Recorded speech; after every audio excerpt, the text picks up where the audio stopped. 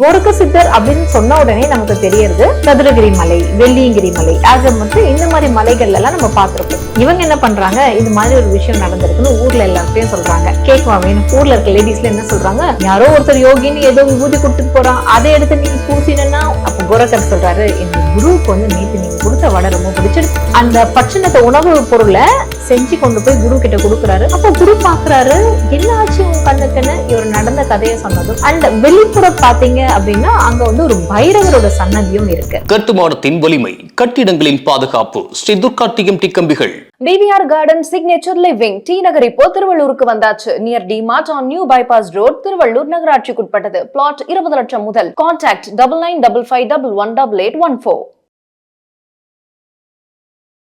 பக்தி கஃபே தமிழ் நேயர்களுக்கு வணக்கம். தமிழகத்தோட தொன்மையான கோயில்களை பார்த்துட்டு இருக்க இந்த செக்மெண்ட்ல இன்னைக்கு ஒரு சுவாரஸ்யமான கோவிலை பத்தி பார்க்க போறோம். இது ஒரு கோவில், பிரசித்தி பெற்ற பெரிய கோவில் அப்படின்னு சொல்றதை விட இது வந்து ஒரு எனர்ஜி நிறைந்த ஒரு இடம், அதாவது சக்தி நிறைந்த ஒரு இடம் அப்படின்னு சொல்லலாம். இது வந்து ரொம்ப அமைதியான ஒரு இடம். இது இன்ஃபேக்ட் இந்த இடத்துல இருக்குன்னு நிறைய பேருக்கு தெரிய கூட தெரியாது. ரொம்ப ரொம்ப பீடிகையோட பேசிட்டு இருக்கோம்ல. நம்மளுடைய தமிழகம் சொல்லும் பொழுது சித்தர்கள் வாழ்ந்த இடம் அப்படின்னு சொல்றோம். இதுல கோரக்கர் சித்தர் அப்படின்னும் பொழுது எல்லாருக்குமே தெரிஞ்சிருக்கும். கோரக்க சித்தர் 18 சித்தர்கள்ல முக்கியமான ஒரு சித்தரா கருதப்படுறார். ரசவாதத்துல இருந்து மூலிகையை கண்டுபிடிச்சு அதுல இருந்து சித்த மருத்துவத்துல இருந்து நிறைய விஷயங்கள் இவங்க செஞ்சிருக்காங்க. கோரக்க சித்தர் அப்படின்னு சொன்ன உடனே நமக்கு தெரியறது சதுரகிரி மலை, வெள்ளியங்கிரி மலை, ஆக மொத்தம் இந்த மாதிரி மலைகள் எல்லாம் நம்ம பார்த்திருப்போம். ஆனா கோரக்க சித்தர் நம்ம நாகர்கோவில் பக்கத்துல இருக்கிற ஒரு வில்லேஜ், சொல்ல போனா அது ஒரு ஊர், வயல்வெளிகளுக்கு நடுவுல இருந்து அவர் தவம் ஏற்றி இருக்கிறார்.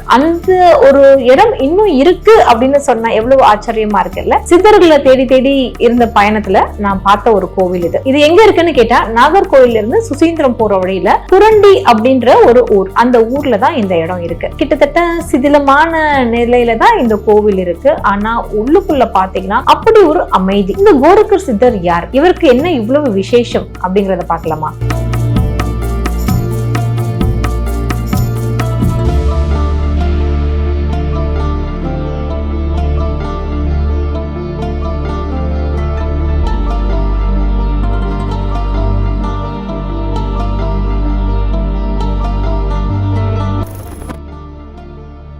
பதினெட்டு சித்தர்கள்ல ரொம்ப முக்கியமானவர் இந்த கோரக்கர் சித்தர். இவருடைய புகழ் இங்க மட்டும் இல்ல, நார்த் இந்தியாலயும் ரொம்ப பிரபலம்.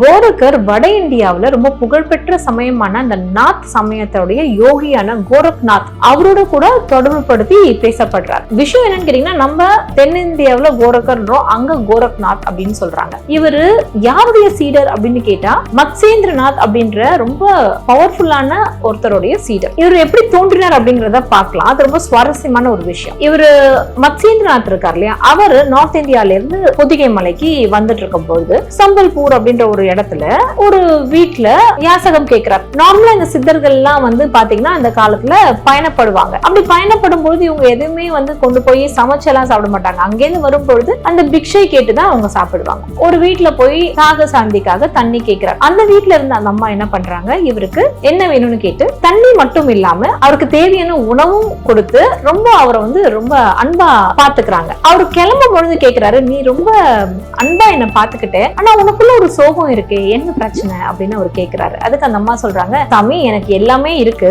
என்னோட அன்பான ஒரு கணவர், நல்ல ஒரு குடும்பம் அண்ட் வசதி வாய்ப்பு எல்லாமே இருக்கு, ஆனாலும் எனக்கு ஒரு குழந்தை இல்ல, அது என்ன ரொம்ப மனசு கஷ்டப்படுத்துது அப்படின்னு அந்த அம்மா சொல்றாங்க. இவங்களுடைய உபசரிப்புல மகிழ்ந்து போன மத்சேந்திரநாத் என்ன பண்றாரு, அவரோட இடுப்புல இருந்து ஒரு கொஞ்சம் விபூதி எடுத்து சொல்றாரு, உன் கணவர் வரும்பொழுது 2 பேரும் இந்த விபூதியை ஏற்றுட்டு அவர் வந்து ஒரு ப்ரொசீஜர் சொல்றாரு. அந்த ப்ரொசீஜர் படி நீயும் உன் கணவனும் இருந்தீங்கன்னா உங்களுக்கு ரொம்ப அழகான ஒரு ஆண் குழந்தை, அழகு மட்டும் இல்ல ரொம்ப ஞானமான ஒரு ஆண் குழந்தை பிறக்கும்னு சொல்லிட்டு அவரு பிளஸ் பண்ணிட்டு போறாரு. இவங்க என்ன பண்றாங்க, இது மாதிரி ஒரு விஷயம் நடந்திருக்குன்னு ஊர்ல எல்லார்ட்டையும் சொல்றாங்க. கேட்கவா வேணும்? ஊர்ல இருக்க லேடிஸ்ல என்ன சொல்றாங்க, யாரோ ஒருத்தர் யோகின்னு ஏதோ விபூதி கொடுத்துட்டு போறான், அதை எடுத்து நீ பூசினா அது ஒருவேளை ஏதாவது மாயம் மந்திரமா இருக்க போது நீ வந்து அவன் பின்னாடியே மயங்கி போயிட போற அப்படின்னு அவங்கள பல வாரம் அவங்களோட புத்தியை குழப்பி அனுப்பிடுறாங்க. உடனே இந்த அம்மா என்ன பண்றாங்க, அந்த விபூதிய அந்த சுவாமியார் சொன்னா போல இவங்க செய்யல, கொண்டு போய் என்ன பண்றாங்க, அடுப்பு இருக்கு அந்த அடுப்பு பக்கத்துல போட்டு விடுறாங்க. அது வெந்து போகுது, அது வெந்து சாம்பலா போகுது. அதோட இவங்க மறந்தும் போயிடுறாங்க. இந்த அம்மாக்கு குழந்தையும் பிறக்கல. பல வருஷங்கள் கழிச்சு மத்ஸ்யேந்திரநாத் அந்த பக்கமா போறாரு.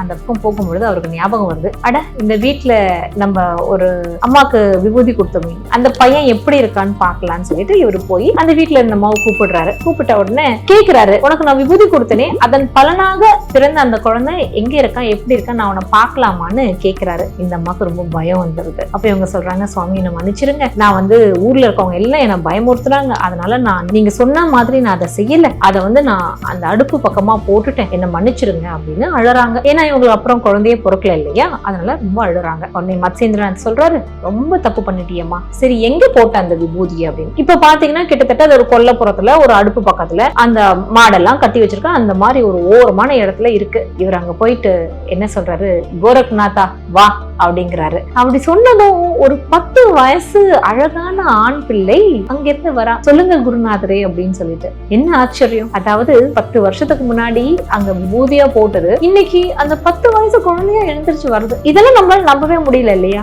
நம்ம நம்ப முடியாத விஷயங்களை செய்யறதுதான் சித்தர்களுடைய செயல். அந்த பிள்ளை வருது, பார்த்ததும் அவர் சொல்றாரு, ஓகே நீ அம்மா கூட இருந்தோன்னா, இல்ல இவன் என்ன சொல்ற, நீங்க தான் என்னுடைய குரு, உங்களை தான் நான் பின்தொடர்வேன் அப்படின்னு சொல்லிட்டு வர்றாரு. ஒரு குரு பற்று எப்படி இருக்கணும்னா அது கோரக்நாத் கிட்ட இருந்தா நம்ம கத்துக்கணும். சோ அந்த மாதிரி அவரே பின்தொடர்ந்து இவர் போறாரு. எவ்வளவு ஆச்சரியமான ஒரு விஷயம் இல்லையா.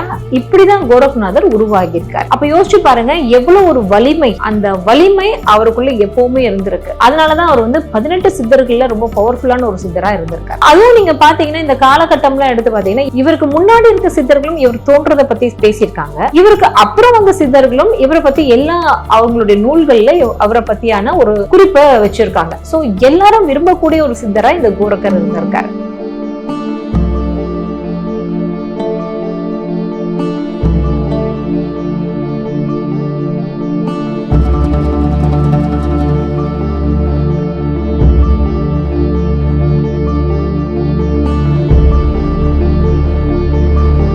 இன்னொரு சுவாரஸ்யமான ஒரு சம்பவம் சொல்லுவாங்க, இவருடைய குரு பற்று பத்தி நம்ம தெரிஞ்சுக்கிறதுக்காக. ஒரு முறை என்ன பண்ணாங்களா, குருவும் சிஷ்யனுமா பல ஊர்களுக்கு சென்றுட்டு இருப்பாங்க. இவருடைய குரு பற்று பத்தி தெரிஞ்சுக்கிறதுக்கு இன்னும் ஒரு சுவாரஸ்யமான சம்பவம் சொல்லுவாங்க. குருவும் சிஷ்யனும் ஊரா போய் இந்த ஞான தேடலுக்காக போகும்பொழுது குருவுக்கு உணவு தேடி இவர் தான் போய் யாசகம் கேட்பாரு.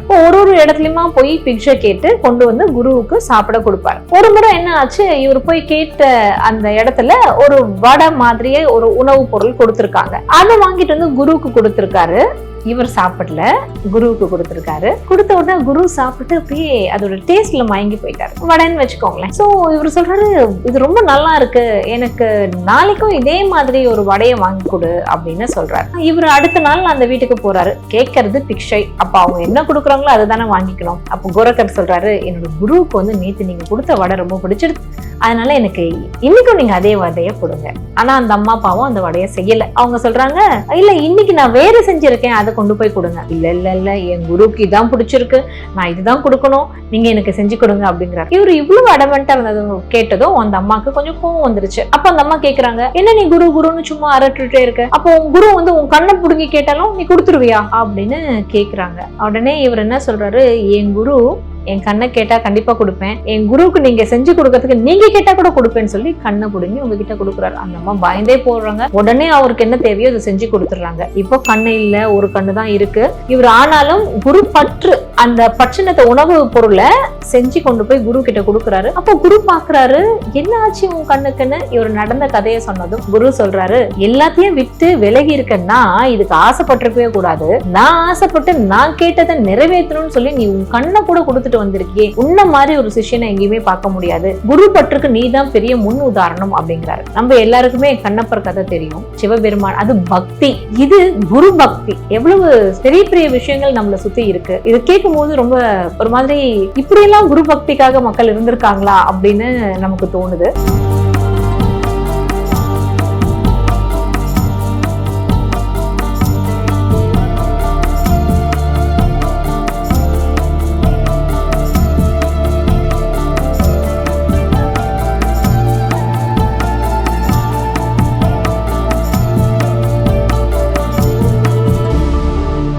இப்படிப்பட்ட பவர்ஃபுல்லான கோரக்க சித்தர் தான் நாகர்கோவில் பக்கத்துல இருக்கிற இந்த இடத்துல தவம் பண்ணிருக்கார் அப்படின்னு நமக்கு தெரியுது. இது ஜீவ சமாதின்னு சொல்லுவாங்க. பட் அது ஜீவ சமாதியில அவரோட ஜீவ சமாதி வேற இடத்துல தான் இருக்கு. பட் இந்த இடத்துல அவர் தவம் ஏற்றி இருக்கார். இது வந்து சிதிலம் அடைந்த ஒரு கோவில் தான், சின்னதா தான் இருக்கும். காலையில இருந்து 11 மணி வரைக்கும் தான் இது திறந்திருக்கும். நீங்க அதுக்குள்ள போனாதான் இதை பார்க்க முடியும். ரொம்ப அமைதியா இருக்கும். உள்ள போனதும் பாத்தீங்கன்னா சில சிலைகள் இருக்கு, அங்க அவருடைய படம் இருக்கு. அந்த இடம் வந்து filled with vibration, அதை தான் நம்ம சொல்ல முடியும். அண்ட் வெளிப்புறம் பாத்தீங்க அப்படின்னா அங்க வந்து ஒரு பைரவரோட சன்னதியும் இருக்கு. ரொம்ப ரொம்ப அமைதியான ஒரு இடம். ஒரு வயல் வெளிகளுக்கு நடுவே இந்த ஆநிரைகள், ஆடு மாடு மேயறதெல்லாம் பார்க்கலாம், பறவைகள் பறக்கிறத பார்க்கலாம், பச்சை பசையில்னு அங்க இருக்கிற அந்த நெற்கதிர்களை பார்க்கலாம். அங்கிருந்து சுசீந்திரமும் ரொம்ப பக்கம் தான். இப்படிப்பட்ட ஒரு இடத்தை கண்டிப்பா நீங்க எல்லாம் போய் பார்க்கணும்னு நான் விரும்புறேன். ஏன்னா இந்த மாதிரி இடங்கள்ல போகும்போதுதான் இந்த மாதிரி சித்தர்கள் அங்க வாழ்ந்திருக்காங்க, அங்க இருந்த அவங்களோட எனர்ஜியை வந்து அந்த இடத்துல விட்டுட்டு போயிருக்காங்க.